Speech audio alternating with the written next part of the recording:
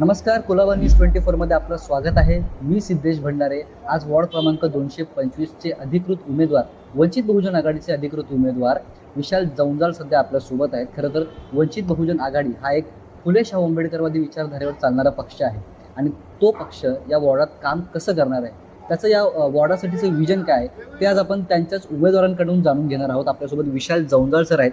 Sir, एकंदरीत जर आपण पाहिलं तर हा जो वॉर्ड आहे, या वॉर्डामध्ये खरं तर हर्षिता नार्वेकर सुद्धा उभ्या आहेत. त्याचबरोबर ज्या आधी नगरसेविका होत्या सुजाता सानप, ह्या सुद्धा, त्यांना तुम्ही कसं टॅकल करणार आहात? इथे जनतेच्या भरपूर समस्या आहेत. जनतेसाठी इथे काही काम झालेलं नाही आहे जसं हवं आहे तसं. रस्ते खोदतायत, स्वतःचं फंड गोळा करतायत, अशी समस्या आहे. पार्किंगची जास्तीत जास्त समस्या आहे, कारण की इथे पेंट पार्किंगचे जास्त नियम लागू होतात आपल्या फोर्ट विभागात.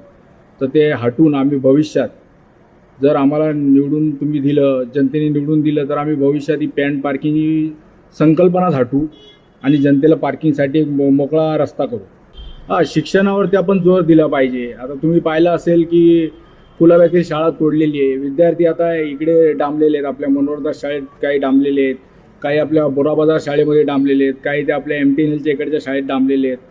आणि ते मध्ये पार्टिशन वगैरेचे काहीतरी 30,000 फंडिंग केलेले आहेत. विद्यार्थ्यांना खाली बसून शिकवलं जातं आहे. हे अतिशय चुकीचं आहे, कारण की विद्यार्थी शिकतील, वाढतील तर आपला देश वाढेल, देशाची उन्नती होईल, देशाची तरक्की होईल. तर हे सर्व विचार शाहू फुले आंबेडकरांचे आहेत, तेच आम्ही रुजू करू. आणि विद्यार्थ्यांना जेवढं आपल्याला शिक्षणात जोर देता येईल तेवढं आपण शिक्षणात जोर देऊ. शिक्षणाची आपण क्वालिटी वाढू. चांगल्या प्रकारचं कसं, उत्तम प्रकारचं कसं शिक्षण देता येईल, ते आपण एक नवीन संकल्पना मांडू. ते विधानसभा अध्यक्ष असून ते प्रत्येकाच्या दारोदारी जाऊन प्रचार करतायत.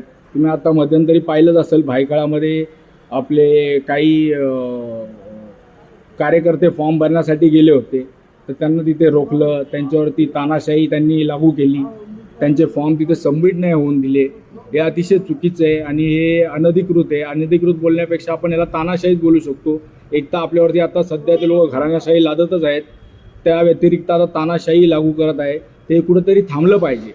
त्यासाठी शिव फुले शाहू आंबेडकरांचे विचार आणणारा माझ्यासारखा उमेदवार आहे, त्याला आपण प्रचंड मतांनी मतदान करा.